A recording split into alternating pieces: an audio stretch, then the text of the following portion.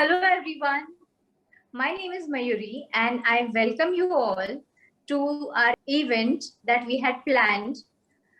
It is Understanding Women's Rights in India with Advocate Pawan Verma. We have Advocate Pawan Verma with us today.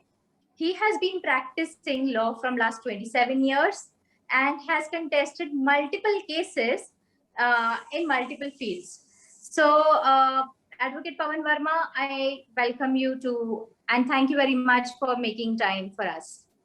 Thank you. I'm happy to join. Thank you. Yes, my dear Naris. So let's understand what exactly your rights are. So I would want to begin, Pawanji, I would want to begin my question by giving a brief background about why. This question comes to my mind always. It's been more than 75 years now to independence, and still we are struggling as women, and we still see the same laws and same challenges, of course. And you know why so? That is the question that comes to my mind. So could you please help us understand what are the kind of rights that women have? Sure.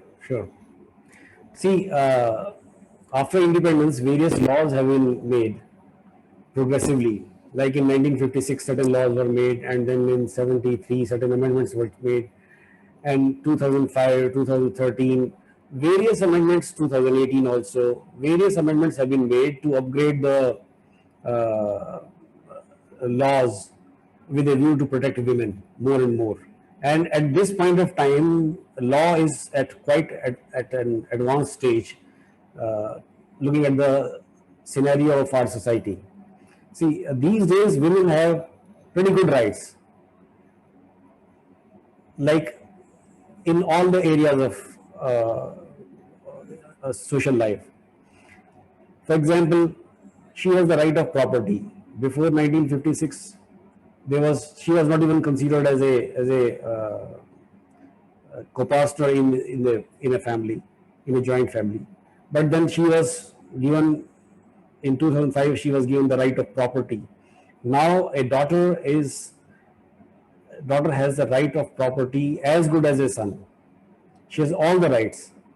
So this is one area, right of property. Then there are other dowry laws are there. Then there are laws against domestic violence. Then there are laws against sexual harassment, and there are so on and so forth. There are various areas. So in one episode, it may not be possible to cover all the topics. So what we can do is we can pick uh, three of them and let's talk about them.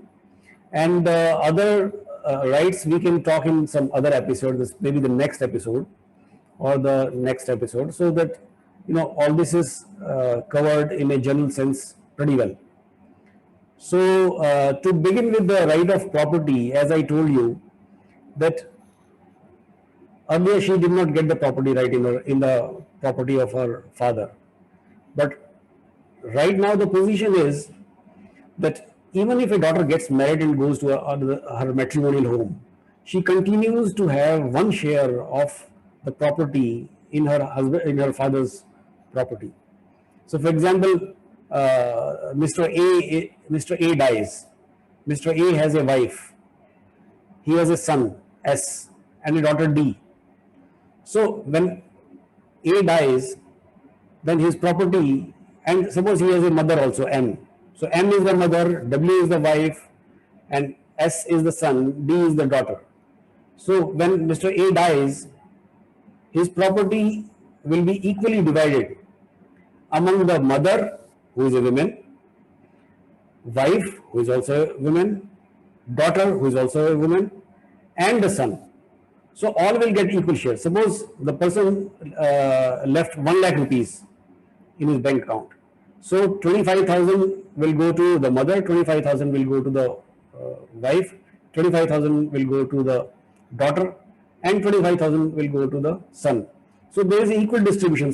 She has equal right of property, which is a substantial right which was not there earlier. So the law is progressive in that way. Society is progressing, law is also progressing. With the passage of time, law is trying to keep pace with the society, which should be the actual position. So that is one aspect, and moreover, whatever uh,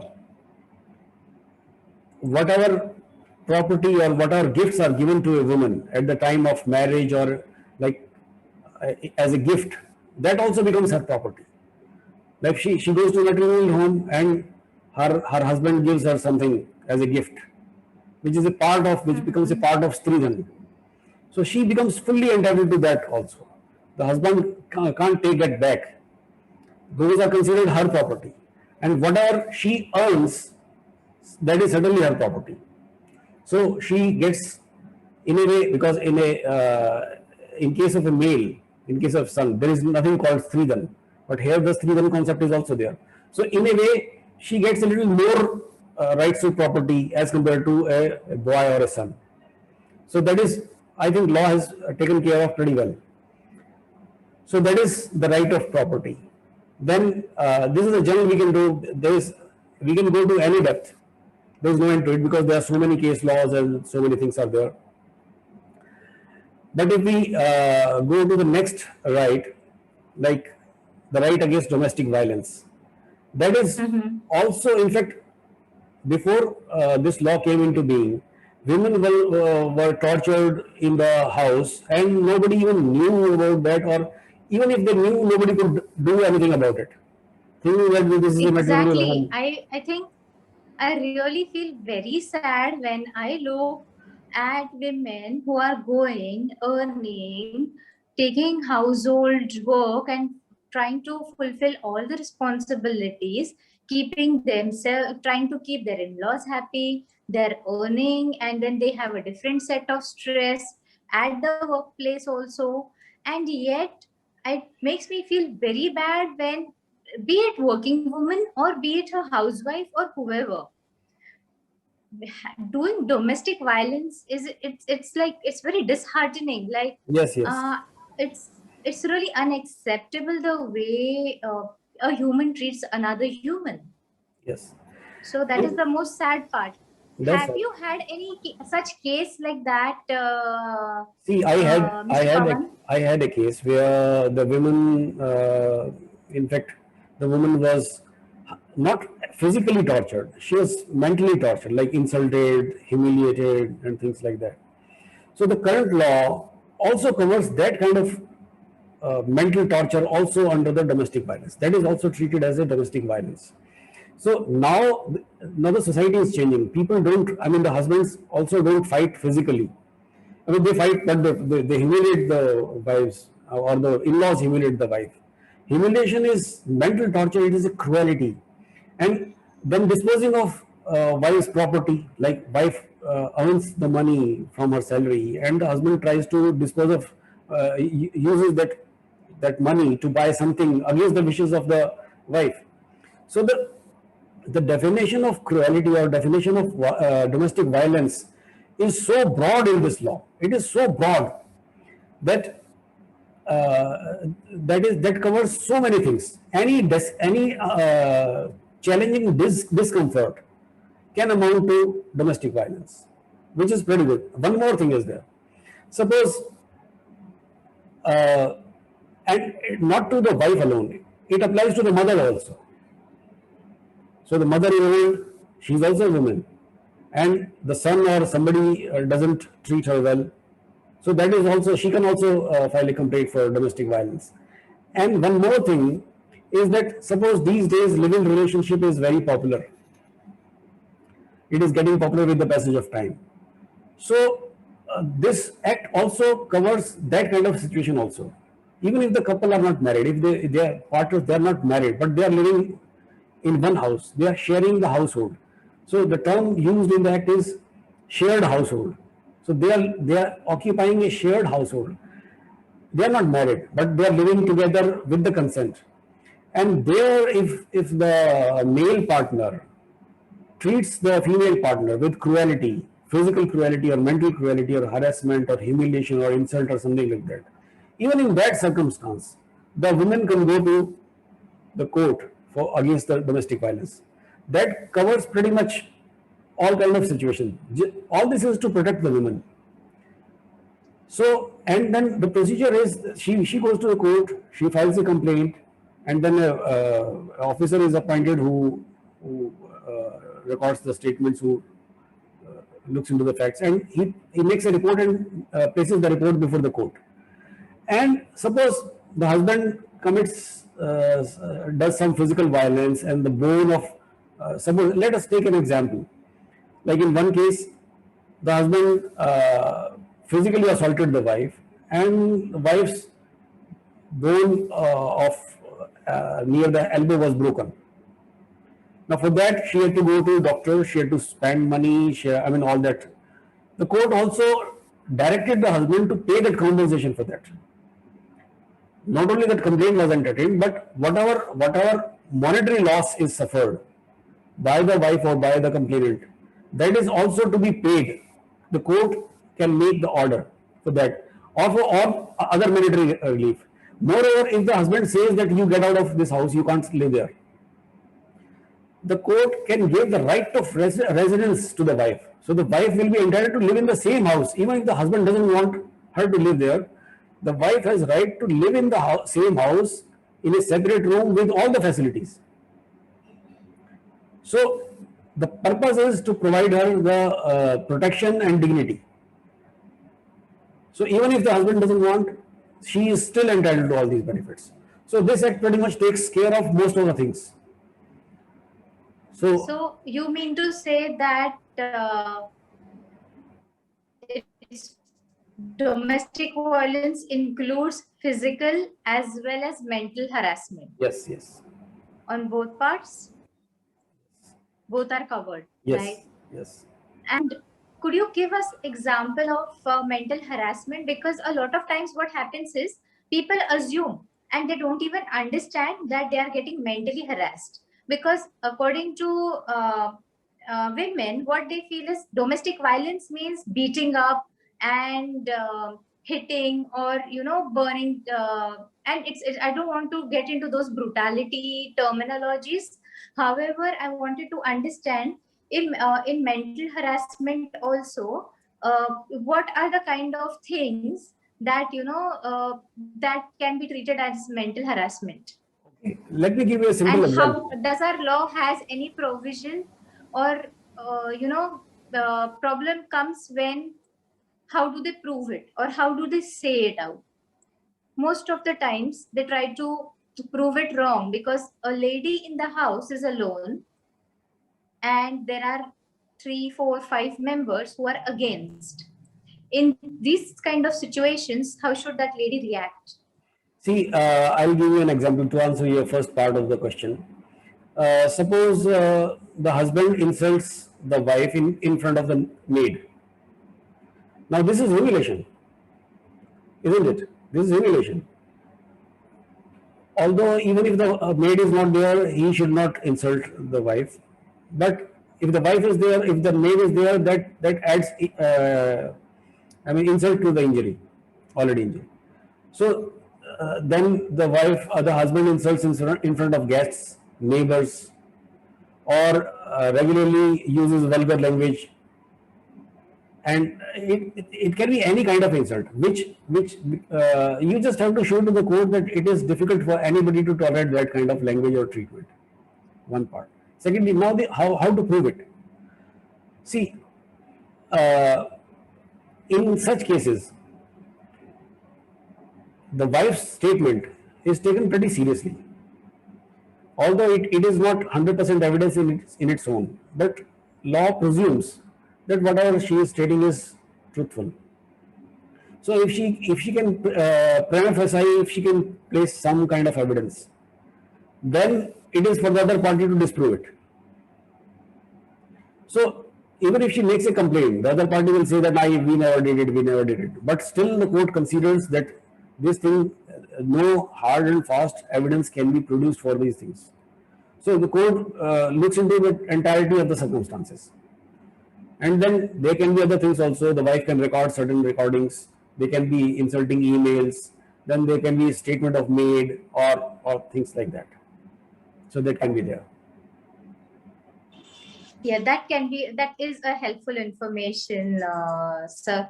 So now I also wanted to understand women right regards to property we understood. With regards to domestic violence we understood. Now my last question to you is dowry system. Okay. How much government and everybody is advertising it, people are talking about it, but it still exists. Yes, yes. And it's not in the direct form, but also in indirect form. So it may be in cash kind. So could you please throw some light on that? Certainly. See, I understand that the society has not changed much, but the change has been there. If you notice the situation in the last 50 years, the situation has really changed. Now the dowry law is pretty strict. It is very, very strict. The only thing is the some complaint has to be made. So complaint, unless some complaint is made, law cannot do anything. Once the complaint is made, law is there. Why not? Why complaints are not made? Because in the initial phase, the lady thinks that let me settle down my home household, so let me make efforts. So lady and her parents, they try to tolerate many things just to see that their daughter's household continues. But but whenever they realize that now it is beyond tolerance, then they must move a complaint.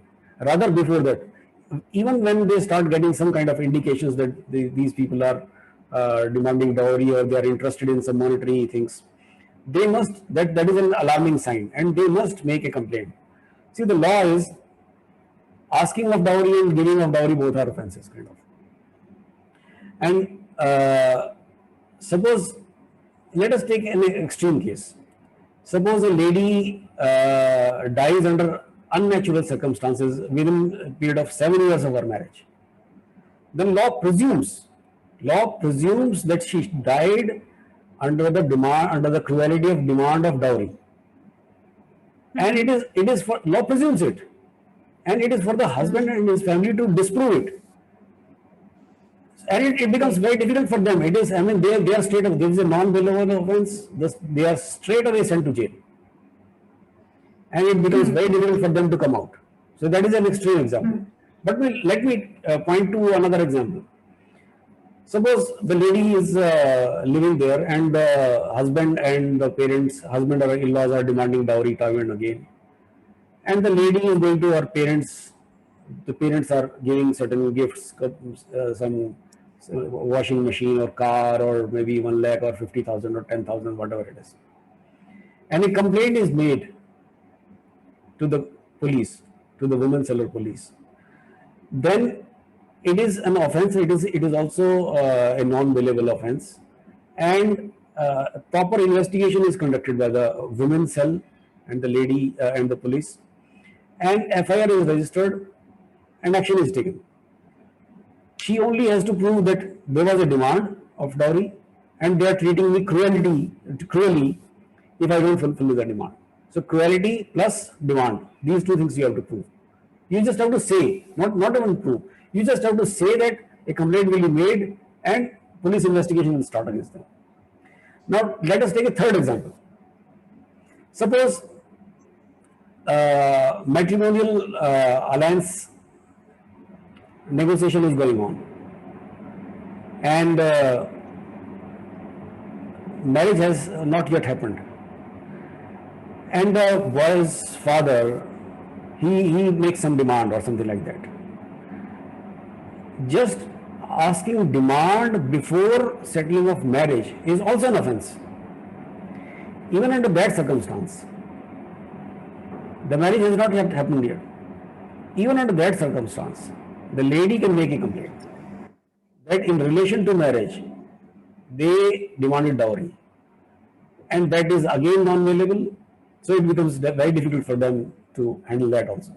So the only thing is, when does the lady decides to make a complaint? The law is there to help.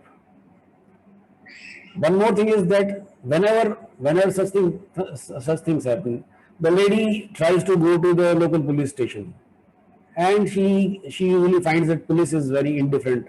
The attitude of police is very indifferent.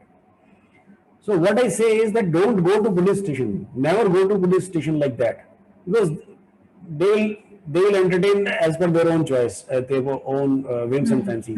Exactly. Whenever you find that you are living in a matrimonial home and something wrong is going to happen with you, just dial 100 number, let police come. Now, once the police comes, it is the duty of police to record. Now, it is the headache of the police to record your statement. It is not your headache. So, moreover, in case of a male, the police officer can come to the house and record his statement even during night. But in case of women, police cannot come to you during after sunset. It has to come to you during daytime only. You cannot be called to police station after sunset. So law is quite protective. I understand that at implementation level, certain things are there which will take time to improve. But still, law is there to help. The only thing is you have to decide when should I click the button. The machinery of law is there. The entire legal machinery is there to help you. You have to decide when to switch the button on. That is it.